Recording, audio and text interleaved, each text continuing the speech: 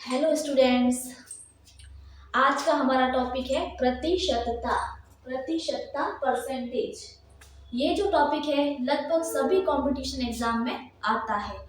तो परसेंटेज जो टॉपिक है आज हम उसके बारे में पढ़ेंगे कि क्या होता है परसेंटेज, कैसे ज्ञात करते हैं परसेंटेज, और उसके ऊपर जो डिपेंड जो क्वेश्चंस है उन क्वेश्चंस को कैसे अपन कम समय में कर सकते हैं, आज अपन ये देखेंगे। ठीक है, उससे पहले प्लीज मेरे चैनल को लाइक, सब्सक्राइब और शेयर कर दीजिएगा। चलिए अपना टॉपिक शुरू करते हैं। परसेंटेज क्या होता है? प्रतिशतता या परसेंटेज। परसेंटेज क्या होता है? परसेंटेज का जनरली मीनिंग अपन लेते हैं 100 से। परसेंटेज का अपन मीनिंग क्या लेते हैं जनरली? 100 से। परसेंट का मतलब होता है 100। ठीक है, परसेंटेज को जो है वो इस निशान से अपन प्रदर्शित करते हैं। ठीक है, तो परसेंटेज का जनरल मीनिंग 100 ले लेते हैं और इस निशान से अपन परसेंटेज को जो है वो प्रदर्शित करते हैं। ठीक है, अगर किसी संख्या को जैसे कि 60% है, 60% है, 60% है अपने पास, तो 60% को कहने का मतलब क्या है कि 60% को अपन क्या लिखते हैं? 60/100। ये इसका कौन सा रूप होता है? भिन्न रूप। ठीक है, कौन सा रूप होता है? भिन्न रूप। तो परसेंटेज को भिन्न में चेंज करने के लिए अपन क्या लिखते हैं? 60/100। ठीक है, तो इसी तरीके से अगर अपन को कोई संख्या दी हुई है भिन्न में, कोई संख्या अपन को भिन्न रूप में दी हुई है, तो भिन्न रूप को परसेंटेज में, प्रतिशत में बदलना। कैसे बदलेंगे अपन? अगर परसेंटेज दिया हुआ है तो भिन्न रूप में बदलने के लिए परसेंटेज की जगह 100 से भाग दे देंगे। ठीक है, और अगर अपन को भिन्न रूप दिया हुआ है, जैसे ये है 30/100, तो क्या दिया हुआ है अपन को? 30/100। तो अगर अपन को 30/100 भिन्न रूप अगर अपन को दिया हुआ है, तो अपन क्या करेंगे? इसको परसेंटेज में बदलने के लिए, इस भिन्न रूप को परसेंटेज में बदलने के लिए क्या करेंगे? इसको अपन 100 से गुणा करेंगे। 30/100 इंटू 100 क्या करेंगे अपन? 100 से गुणा करेंगे और यहाँ लिखेंगे परसेंटेज। ठीक है, तो एक जीरो से एक जीरो कट जाएगा। ठीक है, पीछे कितना बच जाएगा? एक जीरो से एक जीरो कट जाएगा, तो क्या बच जाएगा? 30%। ठीक है, तो क्या हुआ? 30%। अपन ने क्या किया? 100 से गुणा किया, तो अपने क्या आ गया? ये 30%। ठीक है, दूसरा होता है, नेक्स्ट है, ये समझ आ गया जैसे भिन्न को अपन प्रतिशत में कैसे बदलेंगे और प्रतिशत को भिन्न में कैसे बदलेंगे। ठीक है, नेक्स्ट है प्रतिशत को अपन दशमलव में कैसे बदलेंगे। अगर अपन को प्रतिशत दिया है, प्रतिशत को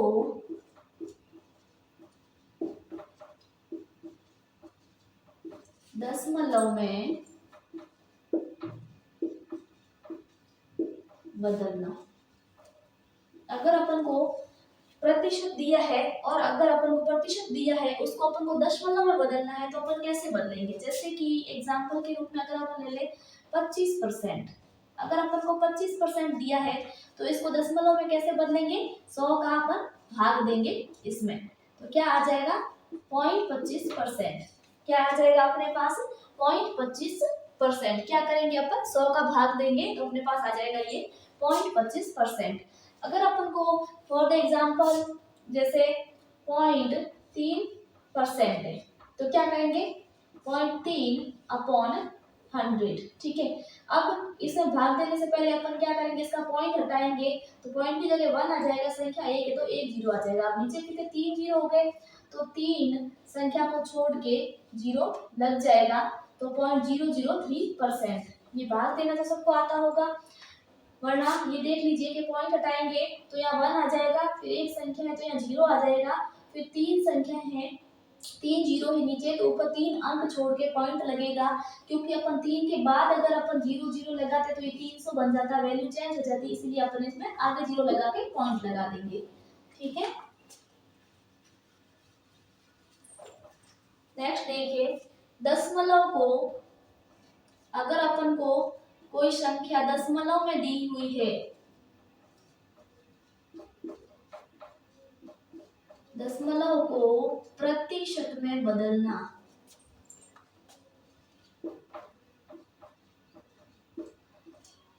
अगर अपन को कोई संख्या है जो कि दशमलव में दी हुई है, कोई संख्या अगर अपन को दशमलव में दी हुई है तो उसको अपन प्रतिशत में कैसे चेंज करेंगे?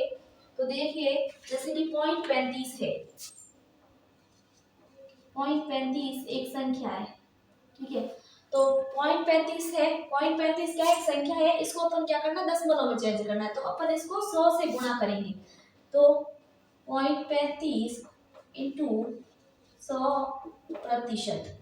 अब ये यहाँ पे 2 जीरो, पॉइंट की जगह 1, दो संख्या 2 जीरो आ जाएगा, 100 से 100 कट जाएगा तो कितना आ जाएगा, 35%। तो ये क्या हुआ, दशमलव था और प्रतिशत में चेंज हो गया, ठीक है। जैसे 0.75, तो 0.75 इंटू 100, यहाँ पे ये भी 2 जीरो 2 जीरो, तो क्या आ जाएगा 75%, ठीक है। ये चीज सबको समझ आ गई। अब हम इसके कुछ शॉर्टकट्स देखते हैं, फॉर्मूले, जिससे कि अपन क्वेश्चन पे डायरेक्ट अप्लाई करके अपन क्या करेंगे, क्वेश्चन जल्द से जल्द कम टाइम में सोल्व कर पाएंगे, ठीक है। चलिए अब नेक्स्ट फॉर्मूला करते हैं अपन। चलिए तो अपन फॉर्मूला फर्स्ट देखते हैं। फॉर्मूला फर्स्ट क्या है, यदि x का y प्रतिशत इज इक्वल z हो तो z is equal X Y upon 100 होगा, ठीक है। यदि अपने को कोई संख्या x दी हुई है और उसका y परसेंटेज जो है वो कोई संख्या z है, तो संख्या z की वैल्यू निकालने का अगर अपन को बोले तो संख्या z की वैल्यू अपन को डायरेक्टली निकालनी है x इंटू वाई अपॉन 100 वाला फॉर्मूला लगा के, ठीक है। क्या लगाएंगे, z is equal X into Y upon 100। जैसे कि 500 का 50% इज इक्वल क्या होगा, तो ये यहाँ पे क्या है x, ये यहाँ पे क्या है y, यानी कि x का y प्रतिशत क्या होगा, z, और z किसके बराबर होगा, x इंटू वाई अपॉन 100। इसका मतलब हुआ कि इसका आंसर होगा कि 500 का 50% इज इक्वल x गुणा y, 500 गुणा 50 अपॉन 100। 2 जीरो से 2 जीरो कट जाएंगे, 55 25 250, ये आंसर आ जाएगा, ठीक है। ये अपना जल्दी से आंसर इसमें आ जाएगा। नेक्स्ट क्वेश्चन है √7225 plus question mark is equal 1000 का 12%। ये जो है वो 1000 के 12% के बराबर है। तो √7225 plus question mark is equal 1000 का 12% मतलब x का y प्रतिशत क्या होगा, X Y 1000 into 12 divide by 100। 2 zero से 2 जीरो कट जाएंगे,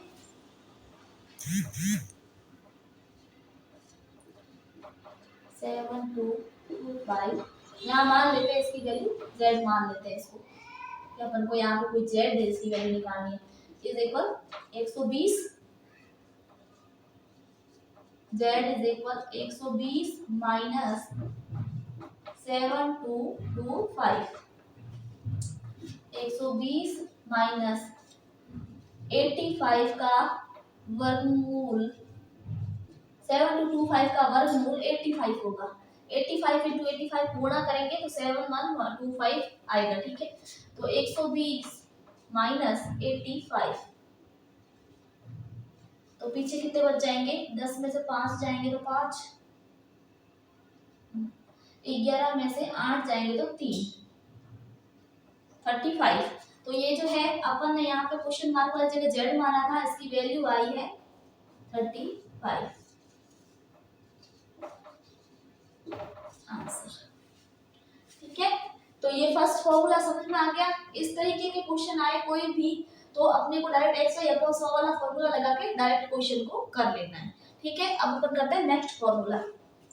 चलिए अब अपन करते हैं फॉर्मूला सेकंड फॉर्मूला क्या है, यदि P की आय Q की आय से 8% ज्यादा है तो Q की आय P की आय से कितने प्रतिशत कम होगी। यदि Q की आय 8% ज्यादा है तो P की आय कितने प्रतिशत कम है।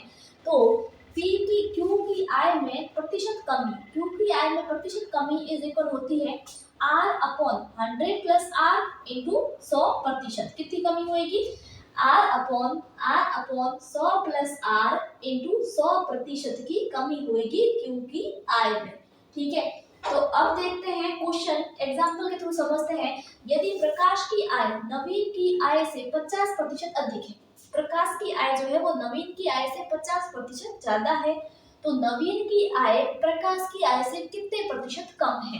तो प्रतिशत कमी, नवीन की आय में प्रतिशत कमी कितनी होगी? आर अपॉन, ये फॉर्मूला लगा देंगे, 100 प्लस आर इंटू 100% की कमी होगी, इतने प्रतिशत की कमी होगी। यहाँ पे आर क्या दी हुई है? 50। आर इज इक्वल क्या है? 50। तो इसे वैल्यू पुट कर देंगे 50, 100 प्लस 50 इंटू 100, 50 और 100 प्लस 50, 150 इंटू 100। जीरो से जीरो कट जाएगा, 3 पंजे 15, 2 पंजे 10, 5 दूने 10, 100 अपॉन 3, 100 अपॉन 3 भाग देंगे, 3 बार जाएगा 9, फिर 3 बार जाएगा, फिर 1 3। देखते हैं, ये 100 है, ये 3 है, 3 बार गया 9, फिर 1 बचा, 3 बार गया 9, फिर 1 बचा, तो आपको 33 सही 1/3 अपन इसको लिख सकते हैं प्रतिशत। तो नवीन की आय में, आय प्रकाश की आय से कितने प्रतिशत कम है? तो नवीन की आय में जो प्रतिशत कमी है वो 33 सही 1/3% की कमी होगी। ठीक है, ये क्वेश्चन समझ आ गया, ये फॉर्मूला समझ आ गया सबको। अब अगर अपन को इसी क्वेश्चन को अगर करना हो, जैसे ये एग्जांपल अपन बेटा देते हैं,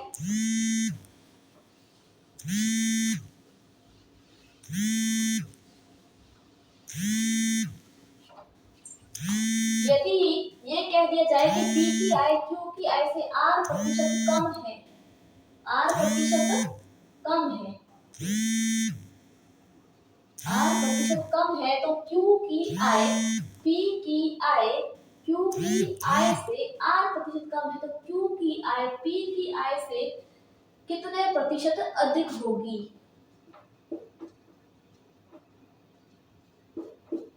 क्या कह रहे हैं? यदि P की आय जो है वो Q की आय से r% कम है, P की कम है Q की से ज्यादा है, तो Q की आय जो है P की आय से कितने प्रतिशत अधिक होगी?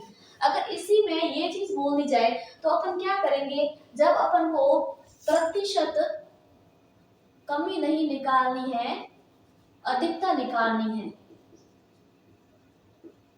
क्या निकालनी? अधिकता निकालनी। कितने प्रतिशत की अधिक वृद्धि होगी? अधिकता या फिर इसको वृद्धि बोल देंगे, कितने प्रतिशत की वृद्धि होगी? तो प्रतिशत वृद्धि निकालने के लिए यही फॉर्मूला क्या बन जाएगा? r upon 100 minus R into 100 प्रतिशत।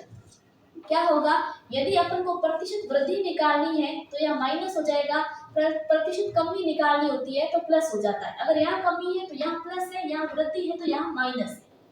ये चीज आपको ध्यान रखनी है। अगर प्रतिशत वृद्धि है तो यहाँ क्या हो जाएगा? माइनस हो जाएगा। ठीक है, वृद्धि के लिए माइनस, कमी के लिए प्लस। ठीक है, जैसे कि अगर अपन कोई एग्जांपल ले लेते हैं, मानो जैसे अपन ने एग्जांपल लिया है, यदि P की आय Q की आय से समझ लो 30% कम है, फॉर एग्जांपल 30% अगर कम है तो Q की आय P की आय से कितने प्रतिशत अधिक होगी? तो प्रतिशत अधिकता क्या होगी? प्रतिशत अधिकता होगी r अपॉन 100 माइनस r गुणा r गुणा 100%। तो यहाँ r की जगह क्या है? 30 है, तो 30 100 माइनस 30 इंटू 100। ठीक है, तो 30/70 इंटू 100, एक जीरो से एक जीरो कट जाएगा, 300/7। पहले कितनी बार जाएगा, 4 बार, 28, पीछे बचा 2 जीरो, तो 2 बार 14, फिर बचा 6, फिर पॉइंट, फिर जीरो, 8 बार जाएगा 56, फिर बचेगा 4, फिर जीरो, फिर 40 बन जाएगा, 40 में 7 का भाग कितनी बार जाएगा,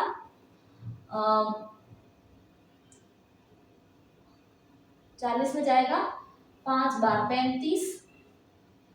ठीक है, ऐसे आगे आगे ही जाता रहेगा प्रतिशत। ठीक है, तो 4285% की जो है वो क्या होगी, वृद्धि होगी, प्रतिशत वृद्धि। समझ आ गया सबको। तो ये सेकंड नंबर का जो फॉर्मूला था उसमें अपन ने प्रतिशत वृद्धि कैसे निकालनी है, प्रतिशत कमी कैसे निकालनी, दोनों चीजें देख लिए। अब अपन नेक्स्ट करते हैं फॉर्मूला थर्ड। नेक्स्ट फॉर्मूला अपन करते हैं formula number third. Formula number third क्या कह रहा है, यदि किसी राशि को पहले x% बढ़ाया जाए और x% फिर जो है x% घटाया जाए, उसी राशि को, राशि सेम ही रहेगी, पहले उसको x% बढ़ाएंगे फिर उसको x% घटाएंगे, तो प्रतिशत कमी क्या होगी, प्रतिशत कमी होगी x²/100। ठीक है, सीधा यही फॉर्मूला अप्लाई करना है, x²/100। फॉर द एग्जाम्पल, यदि चीनी का मूल्य पहले 50% बढ़ाया जाए फिर 50% घटाया जाए, तो इस प्रकार चीनी के मूल्य में कमी या बढ़ोतरी बताएं। पहले 50% मूल्य को बढ़ा दिया चीनी के, फिर उसको घटा दिया 50%, तो इसमें कितनी परसेंट की कमी होगी या फिर बढ़ोतरी होगी, तो इसमें कमी होगी। क्या होगी, कमी होगी। कैसे होगी वो भी आपको बता देंगे, लेकिन प्रतिशत कमी पहले निकालते हैं कि कितनी होगी। x²/100, x क्या है, 50 का स्क्वायर/100, तो 50 इंटू 50/100, एक जीरो, दो जीरो, दो जीरो से दो जीरो कैंसिल, 25% की कमी होगी। कितनी होगी, 25% की कमी होगी। अब यहाँ कमी ही क्यों हुई, बढ़ोतरी क्यों नहीं हुई, चलिए देखते हैं। अगर अपन इसको कंपटीशन के पॉइंट ऑफ व्यू से देखें तो आपको यही डायरेक्ट फॉर्मूला लगाना है, और अगर ऐसे अपन देखेंगे पहले कमी होगी बढ़ोतरी होगी, उसके लिए माना चीनी का मूल्य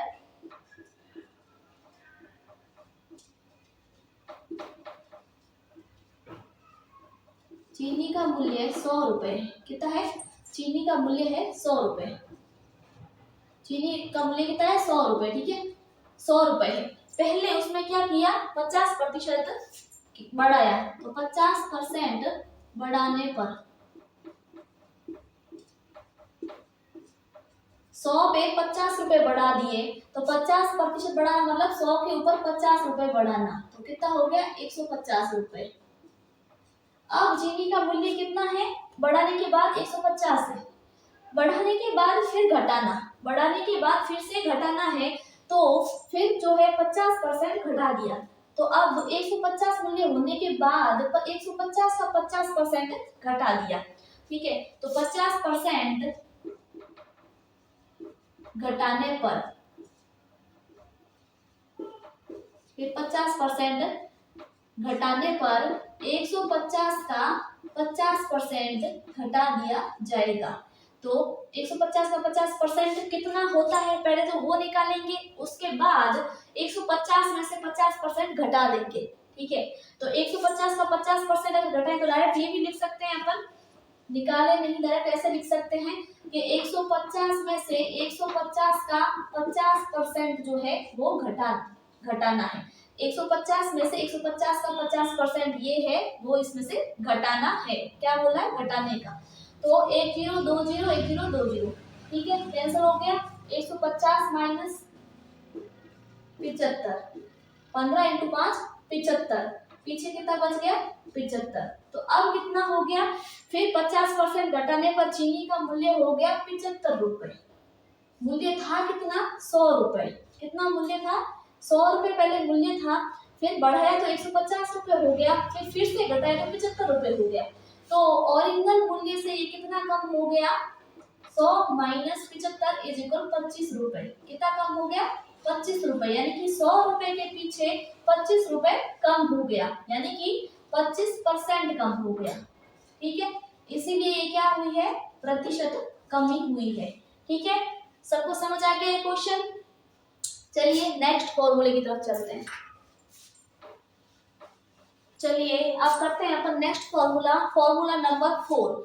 यदि किसी राशि को x प्रतिशत बढ़ा दिया जाए फिर y प्रतिशत घटा दिया जाए तो प्रतिशत कमी या वृद्धि क्या होगी? यदि कोई राशि है जिसको पहले तो अपन x% बढ़ा देते हैं, फिर उसको y% घटा देते हैं, तो टोटली उसमें कितने परसेंट की कमी या फिर वृद्धि हुई वो कैसे निकलेगा? उसका फॉर्मूला है x minus Y minus X Y upon 100। x minus Y minus X Y upon 100% की कमी होगी या फिर वृद्धि होगी। अब कमी कब होगी और वृद्धि कब होगी? तो अगर इसको सॉल्व करने पर वैल्यू नेगेटिव आती है तो होगी कमी, और इसको सॉल्व करने के बाद पॉजिटिव वैल्यू आती है तो होगी वृद्धि।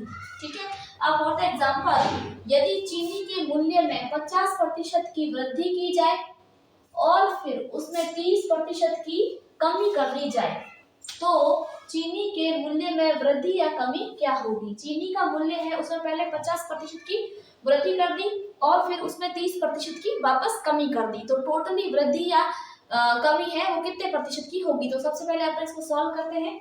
तो क्या होगा? प्रतिशत कमी या वृद्धि is equal x minus Y minus X Y upon 100%। ठीक है, यहाँ पे x क्या है? 50% की वृद्धि, 50% की वृद्धि की, फिर 30% की कमी की, y क्या है? 30। वैल्यू पुट कर दो, 50 माइनस 30 माइनस 50 गुणा 30 अपॉन 100%। 2 जीरो से 2 जीरो कैंसिल हो जाएंगे, 15 में से 30 गए 20 माइनस 15%। 20 में से 15 जाएंगे तो 5%। कितना आया? 5%। अब 5% क्या है? पॉजिटिव है, आगे क्या है? प्लस का साइन है। इसका मतलब क्या होगा? 5% की क्या हुई है? वृद्धि, क्योंकि इसको सॉल्व करने के बाद पॉजिटिव वैल्यू आई है तो 5% की क्या होगी? वृद्धि होगी। ठीक है, समझ आ गया क्वेश्चन? नेक्स्ट अपन लेते हैं एक और एग्जांपल जिससे आपका ये वाला फॉर्मूला जो है अच्छे से क्लियर हो जाएगा। जैसे अपन ने अभी ये फॉर्मूला देखा था कि अगर x% राशि बढ़ा दी है फिर y% घटा दी है तो x minus Y minus X Y upon 100 ये इसका फॉर्मूला होगा। ठीक है, तो ये अगर ऐसा एग्जांपल अगर आ जाए तो क्या करेंगे? एक आयत की लंबाई 8% बढ़ा दी गई है जबकि चौड़ाई 16% बढ़ा दी गई है। इस प्रकार उसके क्षेत्रफल में कितने प्रतिशत की वृद्धि हुई? तो पहले जो क्षेत्रफल था लंबाई गुणा चौड़ाई। ठीक है, तो लंबाई गुणा चौड़ाई, अब लंबाई भी बढ़ गई है चौड़ाई भी बढ़ गई है, दोनों बढ़े हैं तो क्षेत्रफल भी बढ़ेगा, तो कितने प्रतिशत बढ़ेगा? ये क्वेश्चन कैसे होगा? जैसे अपन ये देखते हैं कि यदि x% बढ़ा दिया गया है y% घटा दिया गया है, इसका मतलब क्या है कि x तो होगा पॉजिटिव और y होगा नेगेटिव। तो अगर इस फॉर्मूले में अपन रखते हैं तो देखें कि x है पॉजिटिव प्लस y है negative plus x positive minus y negative upon 100। यहाँ पे क्या है? ये दोनों माइनस माइनस कैसे आए? जैसे x तो पॉजिटिव ही था तो x पॉजिटिव, फिर प्लस का साइन होता है प्लस का साइन, फिर क्योंकि y की कमी हुई है तो y लिया negative plus of minus y plus वापस लगाया प्लस, फिर x गुणा माइनस y होगा क्योंकि y नेगेटिव है तो माइनस y होगा और 100 होगा। अब इसको बोलेंगे तो x प्लस इंटू माइनस क्या होगा? माइनस y प्लस और ये x गुणा y माइनस का है तो माइनस x गुणा y minus X Y minus into plus वापस माइनस हो जाएगा और एक्स वाई अपॉन 100 हो जाएगा। ठीक है, तो चूंकि यहाँ पे y घट रहा था इसीलिए ये माइनस और ये माइनस दोनों y की वजह से माइनस आए हैं। ठीक है, बल्कि एक्चुअल फॉर्मूला होता है ये। ठीक है, तो क्या होगा कि इसमें क्या है कि 8% की भी पहले लंबाई में वृद्धि हुई फिर 16% की चौड़ाई में वृद्धि हुई है, तो दोनों ही प्लस के हैं। x भी प्लस का है और y भी प्लस का है। जब x भी प्लस का है y प्लस का, तो इस फॉर्मूले में क्या होगा, पहले आएगा x प्लस का प्लस y, यहाँ पे माइनस का नहीं होके प्लस का ही है तो y भी प्लस का आ जाएगा, प्लस x गुणा y भी क्या है, प्लस का है, xy अपॉन 100। तो इस क्वेश्चन के लिए फॉर्मूला ये वाला अप्लाई करना पड़ेगा। क्यों करना पड़ेगा वो आपको मैंने समझा दिया है कि उस क्वेश्चन में ये क्यों अप्लाई किया और इस क्वेश्चन में ये क्यों अप्लाई कर रहे हैं, क्योंकि इसमें लंबाई भी 8% बढ़ी है और चौड़ाई भी 16% बढ़ी है। तो प्रतिशत वृद्धि क्या होगी, इसमें प्रतिशत वृद्धि होगी x plus Y plus X Y upon 100। x plus Y plus X Y upon 100। x की वैल्यू क्या है 8, y की वैल्यू 16। तो 8 plus 16 plus 8 into 16 upon 100, 8 into 16 upon 100, ये कितने हो गए 24 प्लस 8 को 16 से गुणा करेंगे तो 6 8 48, हासिल की 4, 8 और 4 12 अपॉन 100, 6 48 हासिल की 4, 8 और 4 12, तो 24 प्लस 1.28, तो 25.28% की क्या हो जाएगी वृद्धि। क्षेत्रफल में वृद्धि कितनी हो जाएगी, 25.28% की क्षेत्रफल में वृद्धि हो जाएगी। ठीक है, तो आप सभी को ये क्वेश्चंस अच्छे से समझ आ गए परसेंटेज के। तो अपन कॉम्पिटिटिव एग्जाम के हिसाब से देखें तो डायरेक्ट फॉर्मूला अप्लाई करके करने से अपना टाइम बचत हो सकता है। ठीक है, अब नेक्स्ट क्लास में आपको और भी परसेंटेज के और टाइप के जो क्वेश्चंस है वो भी फॉर्मूलों के थ्रू करवाने की कोशिश करूंगी। तो प्लीज मेरे चैनल को लाइक, सब्सक्राइब और ज्यादा से ज्यादा लोगों को शेयर कीजिएगा। Thank you.